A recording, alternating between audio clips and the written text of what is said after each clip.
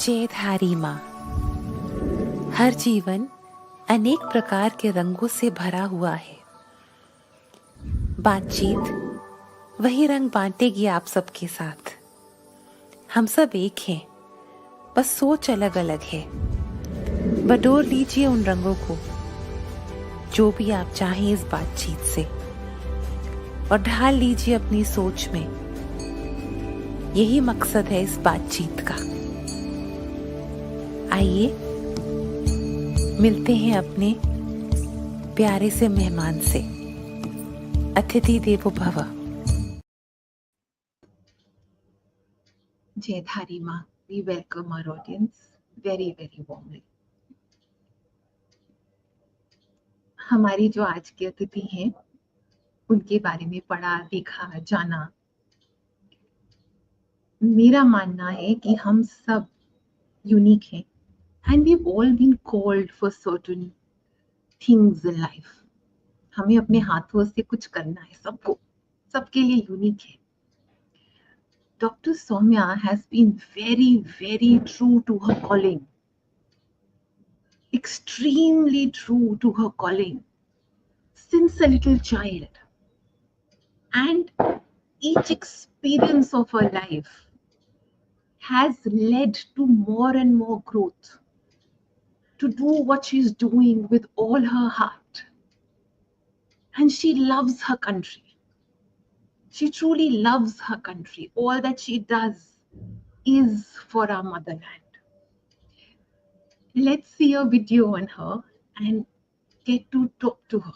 Let's see a video on her. Ji.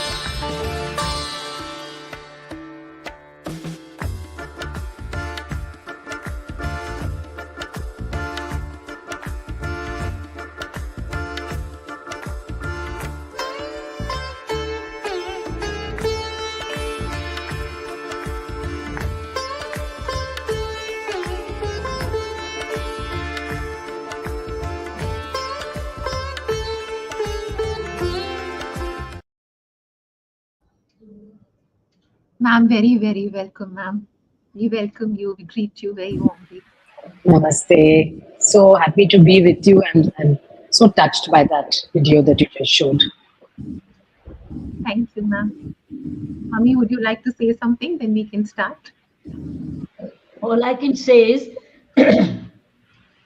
I'm so very happy and privileged to connect with Dr. Soumya Swaminathan like this today, not knowing that during COVID times, we were all your students all over the world.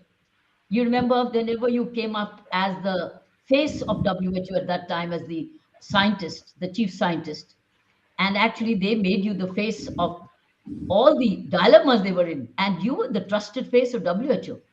Whatever you said was trusted, was believed. They knew what you were saying was had no hidden agendas. And so, therefore, I'm so thrilled to see you again since my Pondicherry times. And I'm so grateful that you visited us in Puducherry at that time. And it became a turning point for us because your presence sent the shivers down the spine of many people. Because now they know that we are being watched by you, nobody else, and you went to our control room. So I'm so thrilled to meet you, Dr. Samya, again. And we even had consultations on the phone when you guided me at that time, and we were going through a huge crisis. Thank you once again for accepting our invitation to come on the Baatcheet program and to share your legendary life, legends, a legend's daughter, and a legendary life in her own way. Thank you, Dr. Soumya Swaminathan. Ma'am, Thank you so much, Kiranji, because I remember being in awe of you when I was still in my, we were in Delhi doing my post graduation, and you were the police chief at that time, and it was a inspiration actually to women. So I think you're absolutely right that having mentors and role models, especially for younger women looking up to see what other women have achieved, can be a very powerful driving force. So thank you for everything you've done. Thank you. ma'am, when I read about you, when I see your videos, when I hear you, ma'am, I see a life so rich with experience, and your expanse of travel is so incredible. Ma'am, I know it's too early for this question, but I want to start with this. Ma'am, share all your learnings with us about human life. You've seen life so closely with research. And I'm just going to add a thought to it, ma'am. I think you've been blessed for your calling, your communication skills, your equanimity. Grace has given it to you for your calling. Ma'am, your journey we know, with some key learnings. Ji, ma'am. Thank you. Thank you for that. Very insightful. And I think what is a deep question, because, when you see superficially, you have things like positions in your career, you occupy certain positions, could become a senior leader, you have publications, you have academic credentials, you have peer recognition, which is very important in our field. For a scientist and a researcher, the most important thing is peer recognition. Your peers globally think that your work is worthwhile, and it gets published, presented, and other people start using your findings to develop their own programs. So, as a scientist and a researcher, that's the kind of satisfaction that you get, that your work is of high quality and it's having some impact in your own country and globally.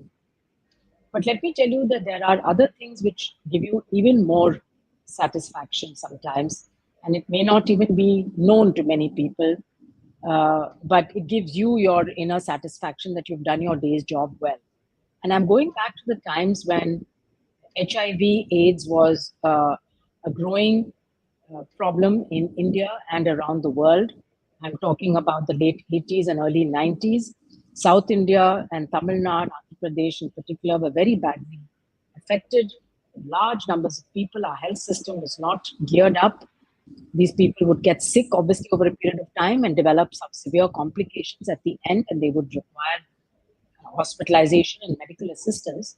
And more than anything else, it was a stigma and the rejection by society that actually was a bigger burden on them than all the physical ailments they faced. And this I came to know by interacting very closely and getting to know many patients. Many of them unfortunately died, and many of them survived. Some of the children who were born as HIV positive to parents, grew up really having a childhood that was very uncertain and unsure. And some of them today are confident young men and women who are leading healthy lives thanks to treatment. So I still remember one patient telling me, I mean, he was really on his deathbed. And I would go on my morning rounds every morning at the Tambaram Hospital, which is the biggest sanatorium, which at that time had turned into an AIDS hospital. Because most hospitals would not admit these patients. So they were all coming here. So there were literally hundreds of patients there. And this, I used to go around and say hello to all our patients and hold their hand, ask them how they're feeling, and then, of course, look at their medical history and decide what to do and so on. And this person, who was a few days away from dying, told me, doctor, you've done everything possible to treat me and help me. And I know that there's nothing else that you can do for me. But the fact is, you come around every morning and you hold my hand and you ask me who I am. When the whole of society is shunning me, nobody wants to come near me, because I look so terrible now, late stages. But you're holding my hand. That is enough for me. That satisfaction is enough for me. And, that always stayed with me, thinking, okay, how much power you have, how much power human touch has. And especially if you're in that position of a caregiver, that solace that you give to someone at the end of their life. And this is why I feel palliative care is so important, but so neglected.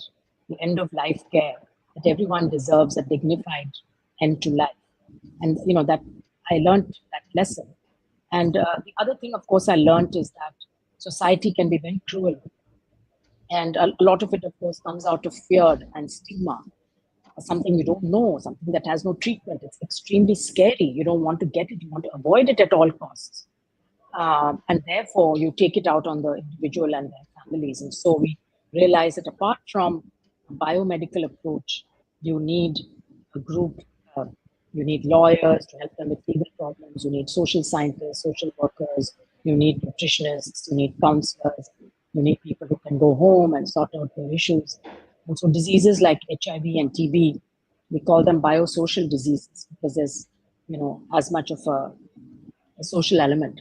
And finally, maybe one more point I've learned in my life is that you could be educated, you could have degrees, you could consider yourself an expert, but when you go and talk to communities or you go and talk to the affected population, it could be a patient population or it could be just a community in a village or a tribal area.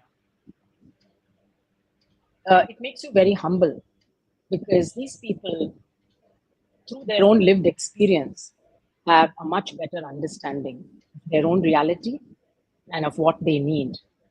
And I realized that when I used to go to them and say, okay, you've got this problem and I think we've got the solution and let's do it, let's do this. And they would in turn, if you give them enough time and space and are willing to listen to them, the community members have often turned around and told me, well, you think that's our problem, but we don't. That's not our priority.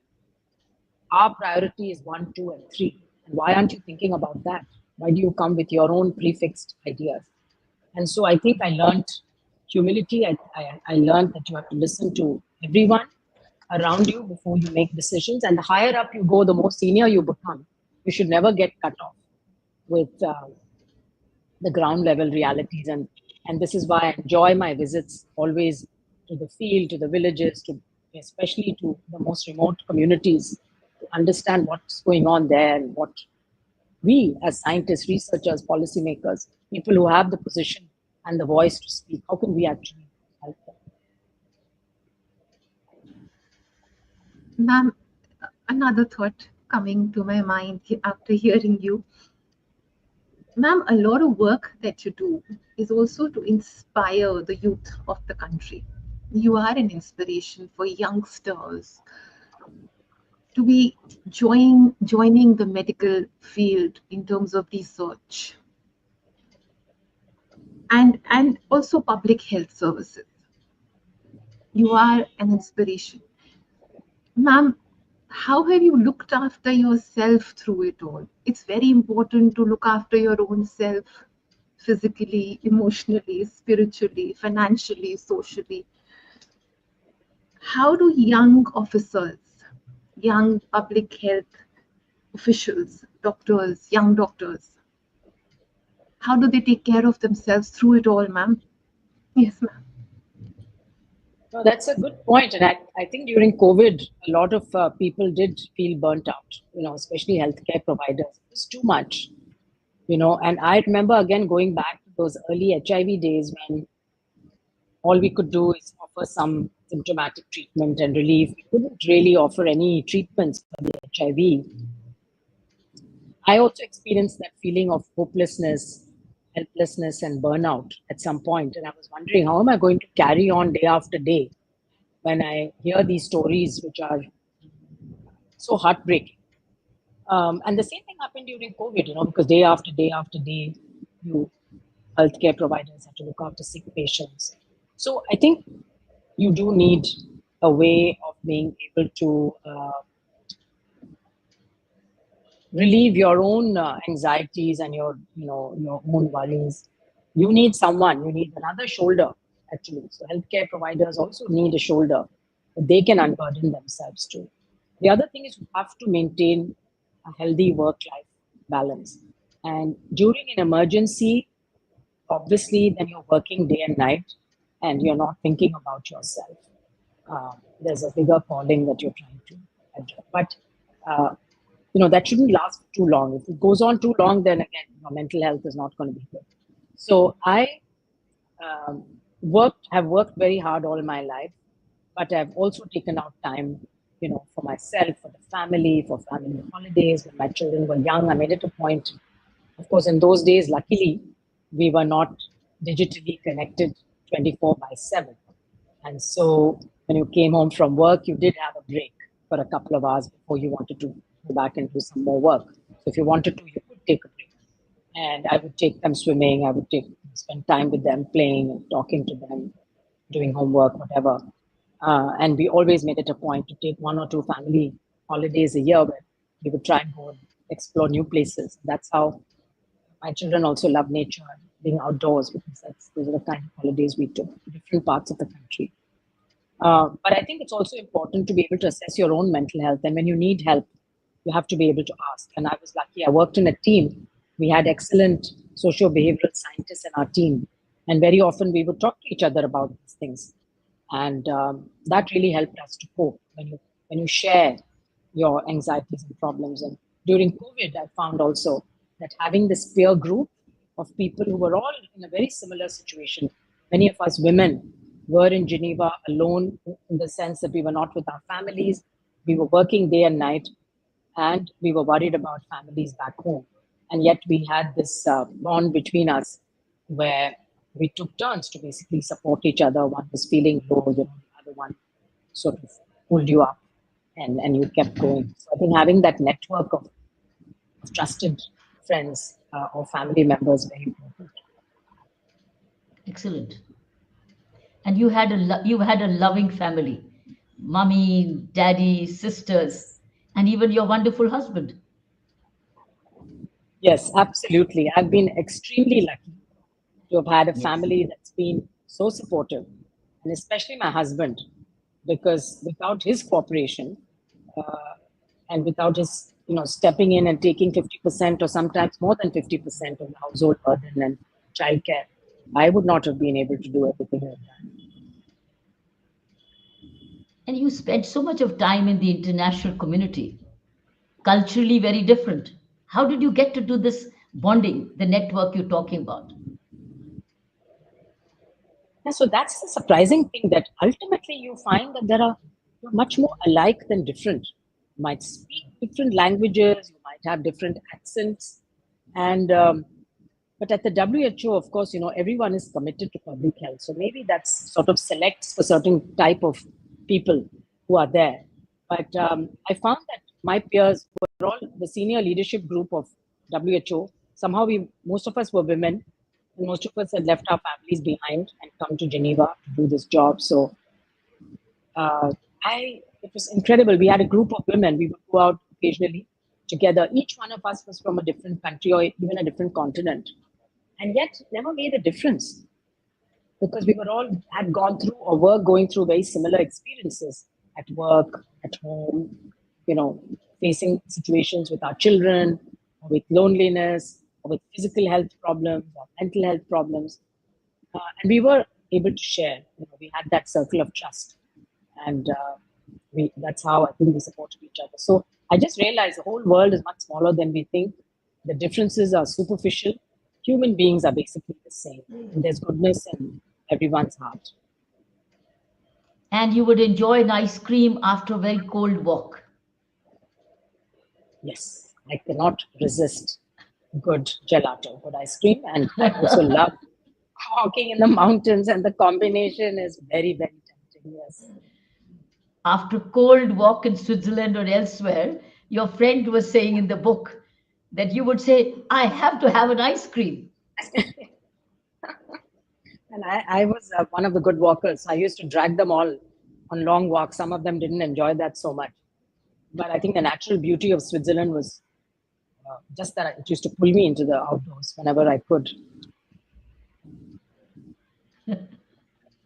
Ma'am, a lot of heart there. So we've made a little video for you. And that's your heart space. Because, ma'am, it's a surprise, but I can't help it but say this, that grace has flown, it's flowed to you through your parents and Of course, your father. A lot of key moments in your life, grace spoke to you through him. Your medical science, and you're getting a lot of key moments. That's your heart. So we want to show you your heart and then we talk about it. Yes. Thank you.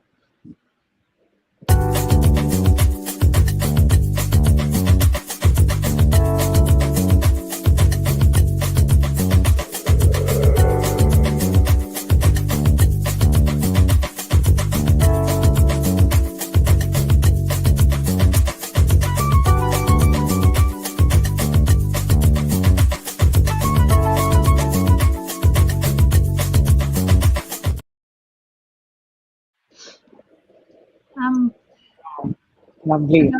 A lot of love there, ma'am. You got your science, Sana. She got her science from daddy, but she got education as a teacher from mommy. So her heart space is two in one: science and education, because the mother was a teacher. And also courage of conviction from my mother. Exactly. She's a fighter. Yeah. It's very well said in your book. It says, and you said it, let me quote you. You said you can be an outlier as everybody may believe else. In the face of opposition, stick to science. Have faith in your findings and defend them. So a lot more. But you see, this is where she got it. She was blessed, both mother and father. So heart space is two in one. Saina? Yes. Yes, ma'am. And a lot of, I think, seeds of empathy were sown in very early. And ma'am, today's little program is full of surprises for you. So we have another one. We take you back to your college days. We're going to request someone very, very special to my heart to join in. And she's very dear to you too. Yes. She's special for us as well. Oh, wow. I'm wondering who this is. She's been on the Baatcheet with us also, and she's a very dear friend. Here you are. Yes. Ma'am? Dr. Madhuri Kanitkar. There you are. Hi. I What a mean, lovely surprise. thanks to Saina and Dr. Bedi, I couldn't, I've just willed my flight to land in time and I'm on my way home. But this is such an amazing, electrifying moment to be with, three amazing women. And I've been hearing you as I drive. But I must say that there was the huge this thing of the head, but I think that in among all that power, what binds us all together is the heart. Yes, Absolutely correct. well said, Madhuri. So lovely to see you. I'm glad your flight landed on time. Yeah, I was so worried. You can Ma'am, trust Madhuri. You can trust Madhuri would have gone into the cockpit and said, I have to That's connect. true. Nothing is impossible, ma'am. You have been, that Yeah. book and all the books I've read, and especially now, I call her my friend philosopher guide. Mm. ma'am, big hug to you. Ma'am, you want to tell us about?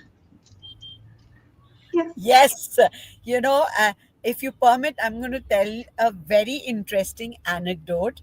Soumya and me have been in college. She was 2 years my senior, but in the 40 years, I remember four distinct moments, and I'm going to, and even Soumya doesn't know them. The first one was, I mean, you join AFMC, you're quite lost, and you kind of get sorted out when you're trying to get things done. And when I'm passing out with the first MBBS, and in that awards function, I still have that photo, and I've shared it with Soumya, where she was getting the second MBBS topping awards, and I was getting first MBBS. And that's when I first, noted, and I said, okay, this is cool. Soumya is all everything that, the first I've been hearing it, the serious part, the researcher, the scientist, but I'm going to tell the fun part of Soumya. And she was one of the most fun loving, who would always laugh, have a lovely smile. She was into debating, she was into cycling. And I said, okay, this is one senior I need to get, kind of watch out and try to emulate. And and then I sailed through. So that was decade, first decade. Soumya, I must apologize. I mean, I never, will you and Sanya and Ma'am Kiran get us to get out our heart. The Yes. second, Yeah. I'm a pediatric nephrologist today, and it was after years. It was a pediatric conference, and I saw a very svelte, very dignified. And I said, "That's Soumya," but she lost weight and she was looking so very dignified, and she was standing there. And I walked. I said, "Aren't you Soumya?" She says, "Yes." And we talked, and I said, "Look, I want to do pediatric nephrology." She said, "Then you're wasting your time." She marched me down to RN Srivastav and told me he is the father of pediatric nephrology, who has since been my friend, philosopher, guide, mentor to me. And I went into pediatric nephrology, and that was the second decade and the second point of contact. The How third lovely. was even more fun. It was, I landed up being dean at AFMC, and she was by then DG ICMR. But keeping all those things aside, she came down to the college and we cycled around the entire campus. Can you imagine Dean, DG ICMR with two young girls from our cycling club? Soumya, you remember that? Yes, yes, of course. It was They such took us on fun. a tour of the college. Yeah. But Early morning. again, look how every meeting, like I said, was magic. And the third, this thing when I went, I'm going to continue as I walk down. The third time we cycled around and was born the multidisciplinary unit of MU at AFMC. And this was because she guided. She said, these are the funds. This is because otherwise we remain in our little cocoon. We don't know what's happening. And she said, you're there as dean and you can do it. And I said, yes. If she told me you can do and you be pediatric nephrology with this, and I did it. So I had no other this thing, but like a good friend and colleague and a junior, I said, okay, that's what I'm doing. And we had the first multidisciplinary research unit, Mm-hmm. thanks to the guidance and the encourage, and we really set it up and got the first patent. And today, that same unit is doing extremely well, progressed into a center where they have computational science and they have math, AI, and they're doing lots of great, good work with epigenetics and what have you. So that was decade number 3. But I must tell you, it didn't end there. There was a decade 4 and stolen moments when I was in Chennai and I called up and she was there and just walked across, and we had a lovely dinner together. And since then, we are working on something which is phenomenal to try and be a disruptive change in the university with a center of excellence. And I mean, I keep brainstorming with her and looking forward to that. So that's 4 decades, 4 turning points. Yes, lovely memories, Madhuri. Absolutely. Madhuri, you were on the third level. Why don't you name it in her name? Because she gave you the idea, and you do develop it. Name it in her name. Brilliant Re-Christian idea. it. Yes. Don't re-Christian. Yeah. I have to get back, because in any case, Soumya's name is there in our Hall of Fame at AFMC. I think we need to get her here. And since AFMC still comes under me as a Vice Chancellor, I think the two of us should go there and get AFMC to do something fun like And that. you say Game it's for that? not. Let's do that. Name it in her, because this is what we need to do. Perpetuate legacy like this. Who Absolutely. gave you the idea? Who's the mother of the idea? You. and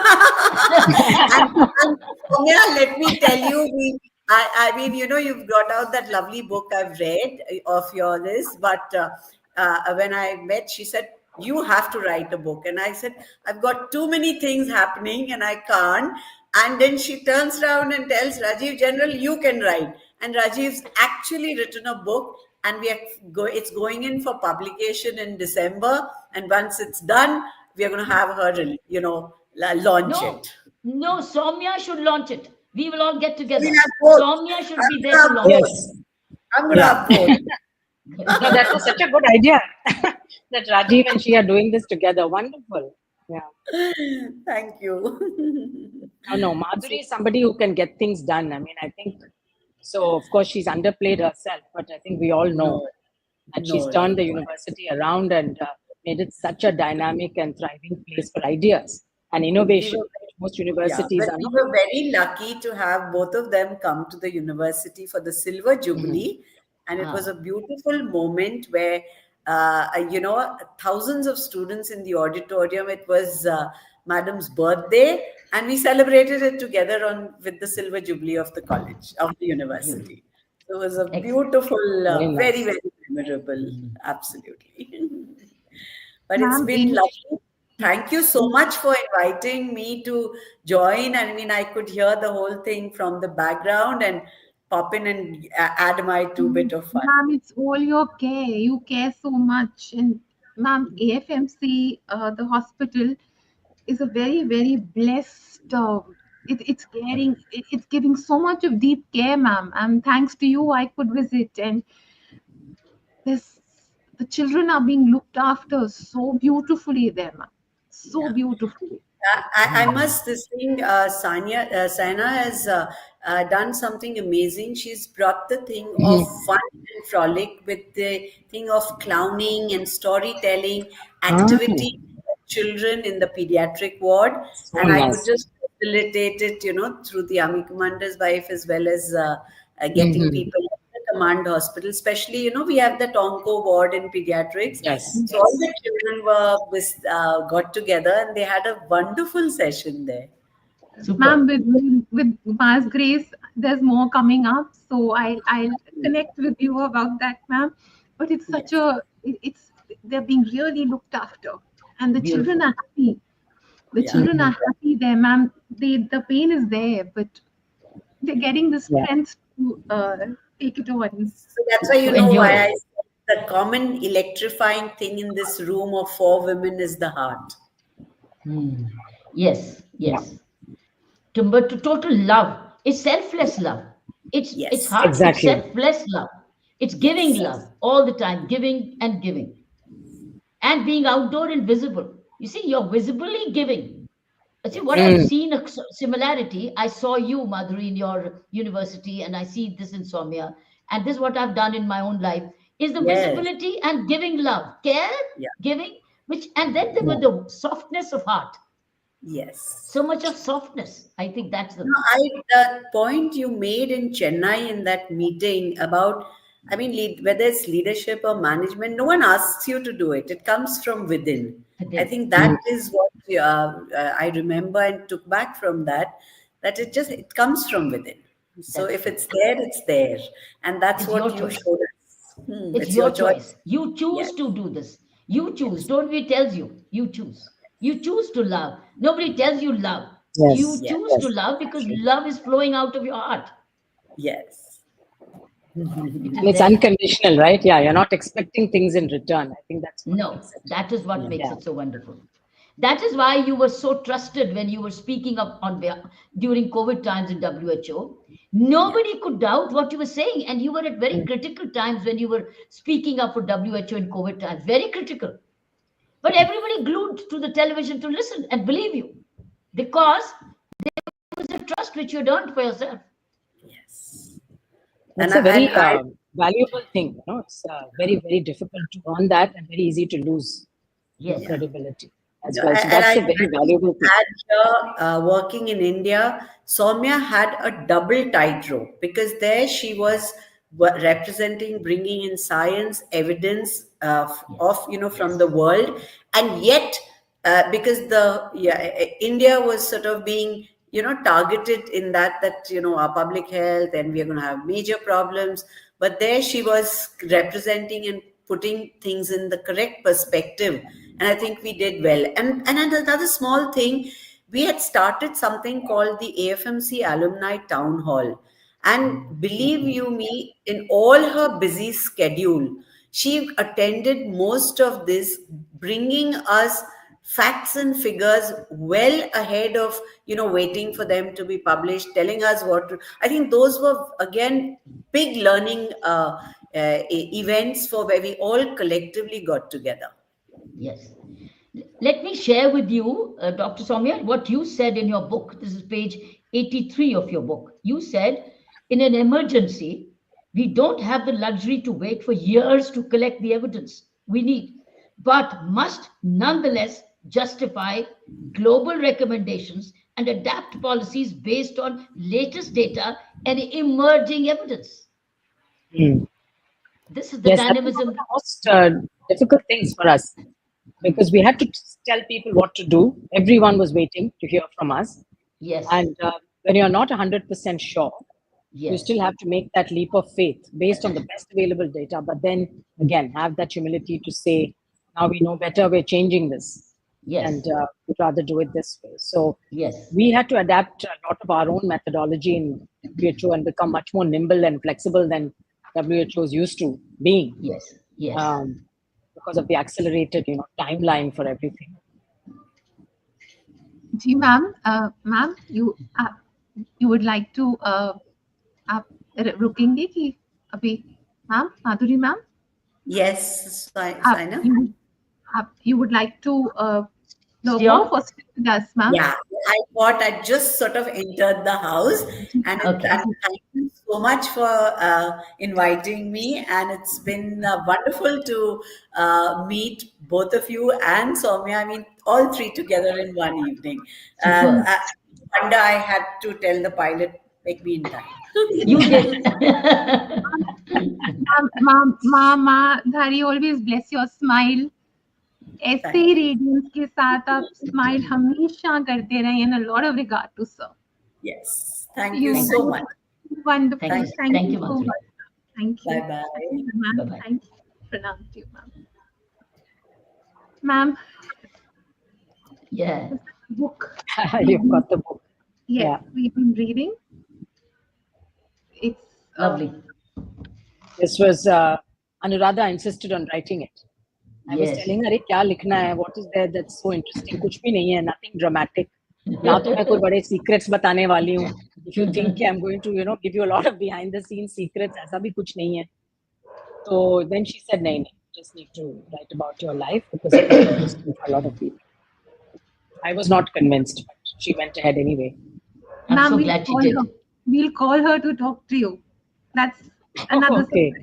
surprise. That's another surprise. Yeah. Here's Anuradha. Hey. Hello, Anuradha. Hi, My God, I'm getting goosebumps. I'm really getting goosebumps because it's so great to be over here with Kiran Baby Ma'am, with Dr. Soumya, and I think I just saw Dr. Madhuri Kanchkar leave, and of course Saina. Thank you so much for this. I There's mean, your you book. people And I was inspire telling them, us. You I are was telling continuing to them that you inspire insisted us. on doing it. Of course, it was a given.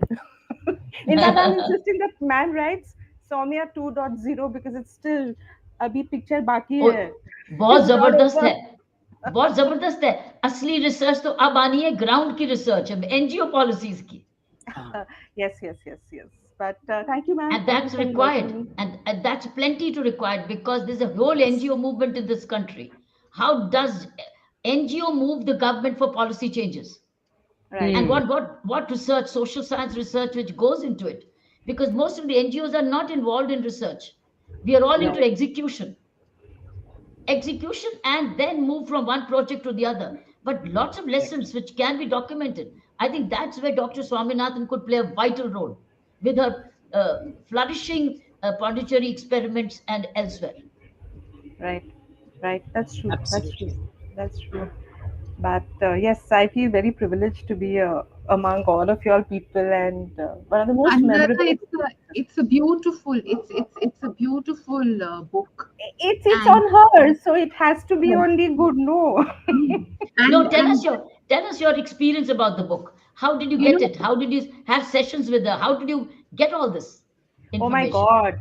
We had to actually, ma'am was not willing, huh? We had to actually make WhatsApp calls, and she was I think she was leaving WHO at that point of time. And she says, no, what is it about? I said, no, ma'am, please, one call. And then, as a journalist, since we are associated, we know about her work. Like as a young journalist, she was DJ ICMR when she would come to Pune, and she would visit Nari, and she would visit Beach Pericle. And at that time also she was so passionate about TB and nutrition and how malnutrition has to be addressed, and all these things which I've been saying, these things stay with us. And then she's a woman, she's a scientist, she's a doctor, and she's leading teams in the public health space. I Yes. think so. When the publisher did come and reach out to me, he says, at the fag end of COVID, he says, let's do something on COVID. I don't know, somewhere naturally Dr. Swaminathan's name came to my head. I mean, like, why not? I mean, there's such a lot written about it, but not a book. I mean, this was my first attempt, and I said, let me just give it a shot. Let me take it up as a project. And I just decided, and then, of course, continue to be inspired with people like y'all and how y'all are so driven to do it. I guess I was driven to do it. I don't know why. But, COVID had that kind of impact on everybody, I think, because it was a learning for all of us. And yes, and I think Dr. Swaminathan, the way she presented and the way she spoke, and there were a lot of back and forth on the solidarity trial, on this and that, and there was a lot of acerbic talk as well.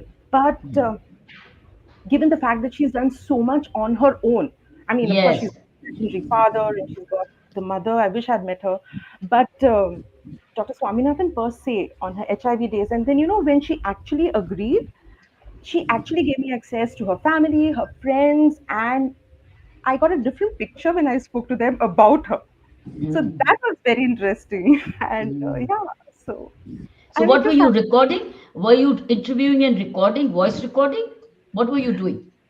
Yeah, so, Dr. Swaminathan likes to walk a lot. So Uh-huh. I think I would catch her and I said, ma'am, what is the correct time? Okay, on a Saturday night. And because we had the difference, the time zone. So it's like 4.5 hours, and she was in Geneva. And I said, okay, ma'am, then, and I would wait at 10 o'clock in the night at Saturday. I said, Arey, ma'am, kabhi hai, kaha hai, kaha hai? And then she said, okay, Arey, Radha, okay, after another. But she was committed. When she gave a word, she gave a word. So even if it was at that late hour, she says, is it okay? I said, yes.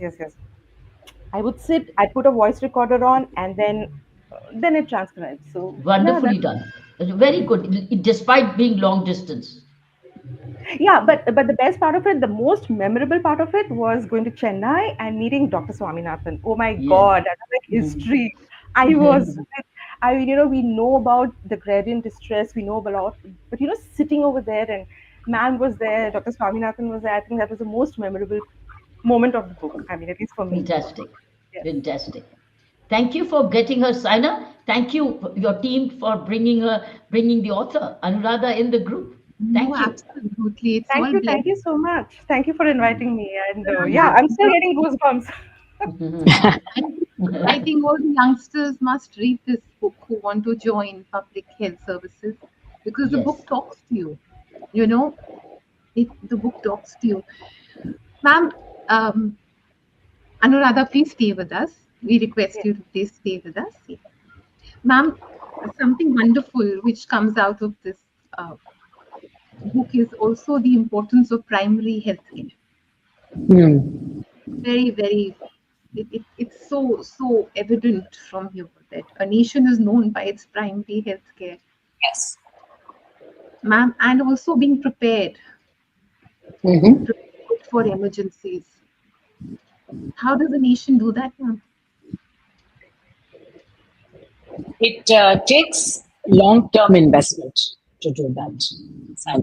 And what we saw during the pandemic was panic. All countries were panicking because there were shortages of everything, shortages of oxygen, shortages of supplies, shortages of PPE, scramble, countries competing against each other. India was relatively lucky because we have such good capacity in our own country that we could very quickly ramp up the manufacturing of diagnostics and PPE and all the essential items. We struggled a bit for oxygen, but we managed to get over that. And of course, vaccines also, we were completely self-sufficient. In fact, we were sending to other countries. But many countries were not like that, and they were really dependent. And it was very sad to see, many African countries waiting for a long time for things to arrive in their at their shores. So, primary health care is critical. And the other thing I observed as being in WHO and being able to see the data is countries that had invested more in primary health care and public health, they actually did a much better job compared to even very high income countries that have fancy hospitals and ICUs and still had a very high mortality rate because they could not deliver those basic essential public health services that you need. And India managed to do it relatively well, but it was at the cost of other programs. Our TB program suffered, our immunization program suffered, our maternal and child health programs suffered.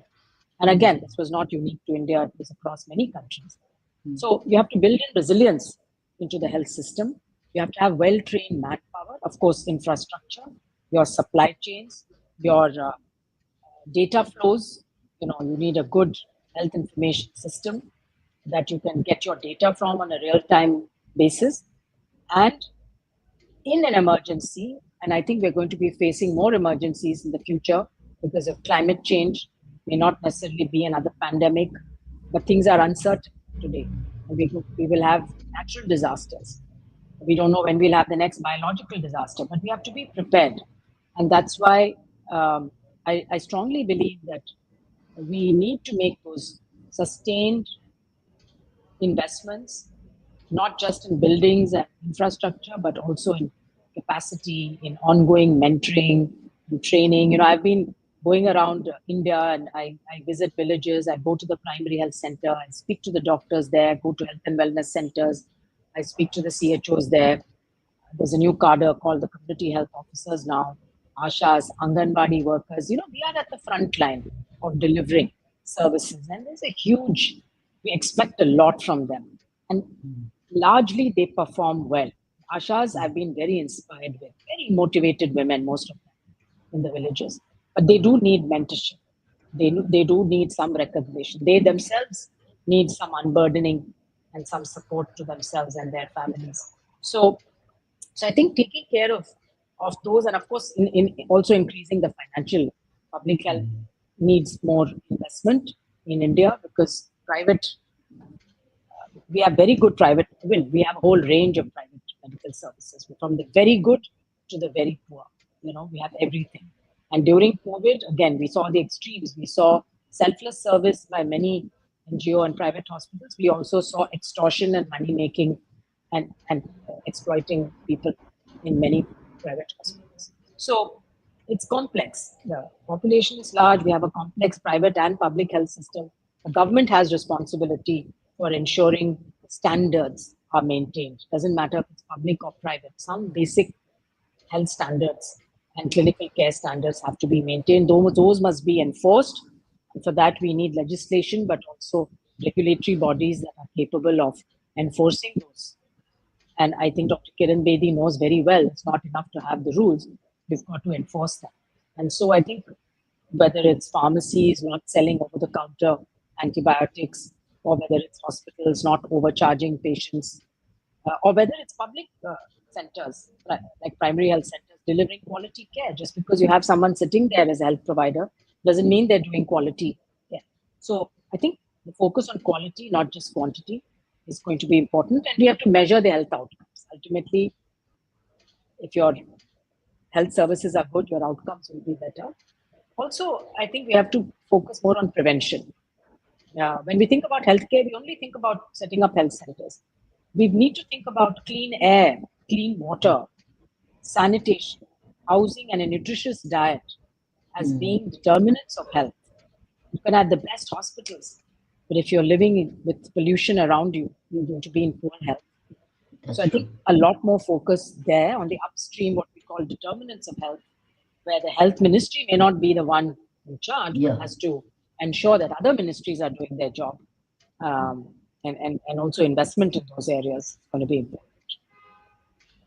You said it so beautifully in your book. You said, I've read your book through and through now. I've enjoyed reading the book and learned so much. You said, in a question when you were asked, how does one ensure equity in policy and programming? You said, it is pertinent to think of the last mile as the first mile. This is something unbelievable what you said. Think of the last mile as the first mile, which means the bottom line is immediately addressed before you start building up, rather than you building up and then thinking of, what about the last mile? Yes. And that gets ignored. It's a last mile connectivity.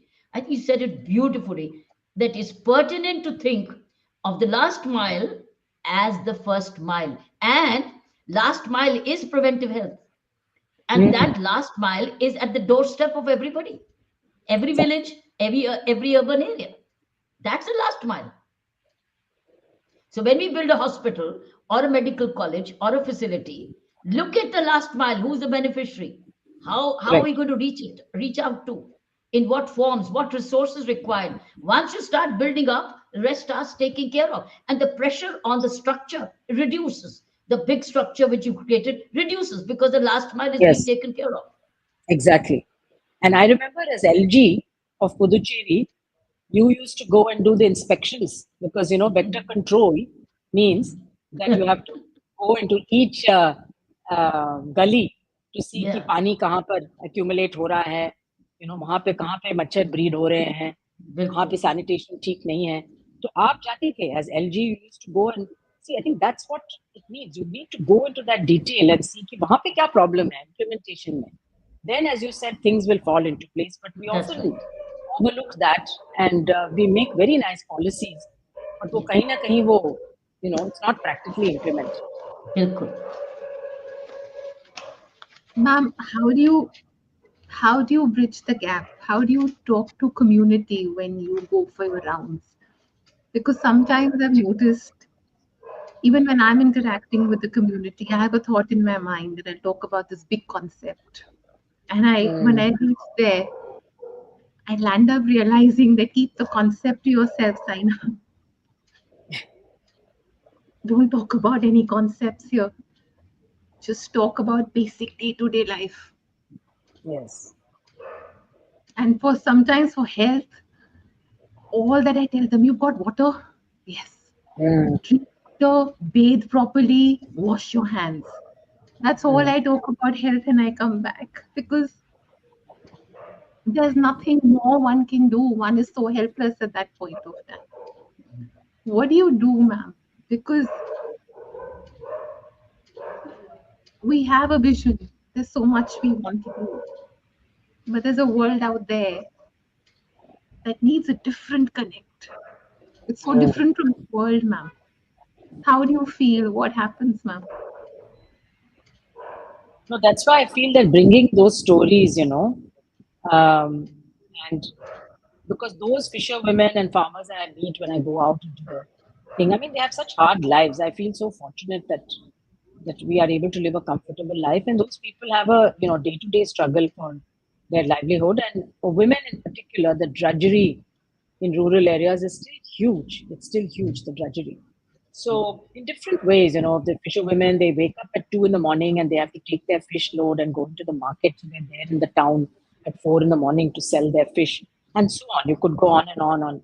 So I asked them, what is it that you need? Same thing. Do you have the basics?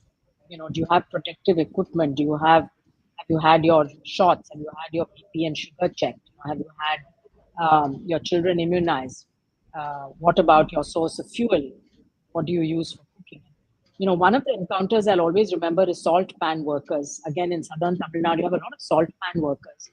And I went to a salt pan village and I went with these women.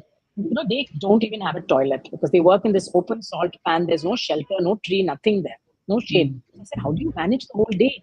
And they said, we don't eat or drink anything because we know that we can't go to the toilet. So they get up at 4 in the morning and have something, a cup of tea, and go to work. They come back at 3, then cook a meal and eat. And as a result, they age prematurely, they have urinary infections and things like that. I hadn't even thought about those issues. And I wrote an article for a newspaper which was titled Rubbing Salt into Their Wounds. So many people wrote to me after that saying, Namak to hum, day in and day out namak इस्तेमाल करते हैं. We never knew कि जो नमक बनाते हैं हमारे लिए उनका इतना कठिन की जिंदगी में इतनी कठिनाई है. So many of these kind of occupational things are there actually, Saina, in our country that you don't even realize. So I think just bringing to light some of those stories, sometimes you just have to throw light in the darkness and then somebody starts acting on it. Ma'am, I- it could also... Ji, ma'am. In fact, since now you are into your daddy's shoes, you're in your papa's shoes. You're the chairperson of the foundation he created, and for all that, he got the Ramon Magsaysay Award. He and I shared the same award. He got it much earlier, and I did later. But I think now your role as an NGO, I think would be now very vital to develop workable models that can be scaled.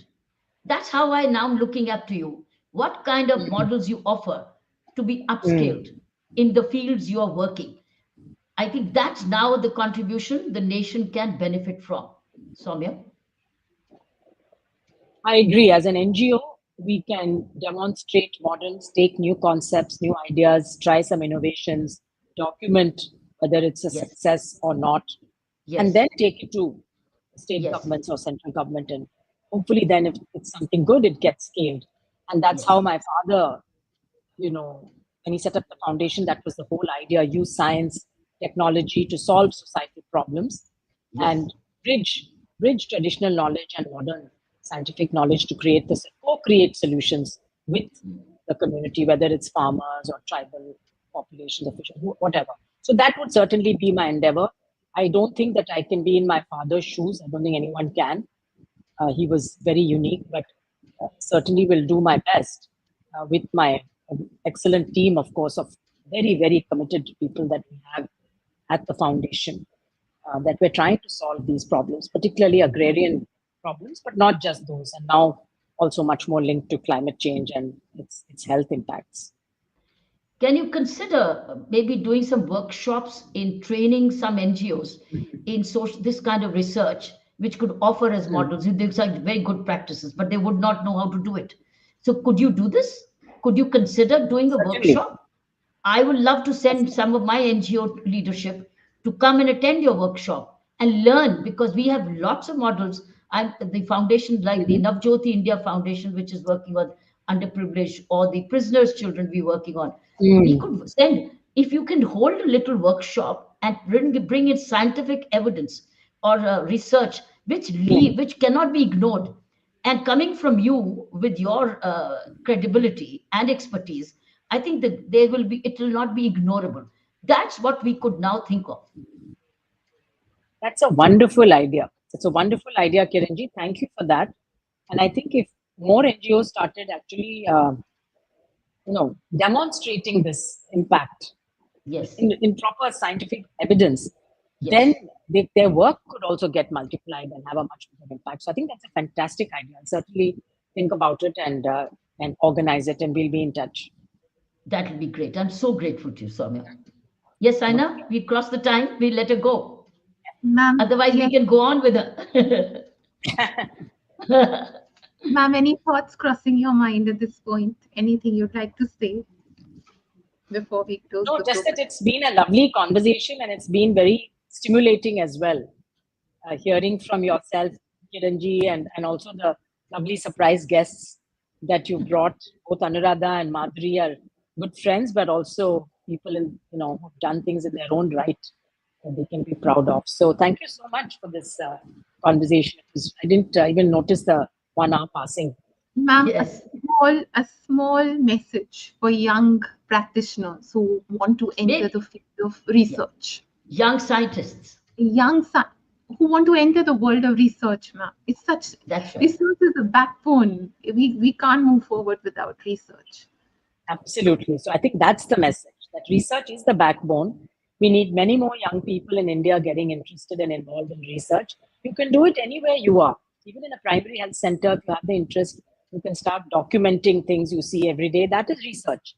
And over a period of time, you look at it and then you start asking questions. Why this? Why that? That becomes your research question. And then you can develop, and there are lots of online resources now, lots of people who are willing to help. So it doesn't matter where you are. I think that curiosity that is innate in all of us, use it, because through research we can improve the way we do things, and of course then our patients ultimately get to benefit. Super. Wonderful, ma'am. Thank you so much. Thank you so much, ma'am. Thank you very much. Thank you for your time, and thank you for all that you've given us. That's right. Thank you so much. Given our nation. Thank you for what you've given. Yes. Thank you. Thank you. Thank you, and we'll be in touch. Thanks a lot. Yes, thank you. Jai Dhati, Mama. Jai Dhati. We thank our audience. Jai Dhati, Ma. Thank you.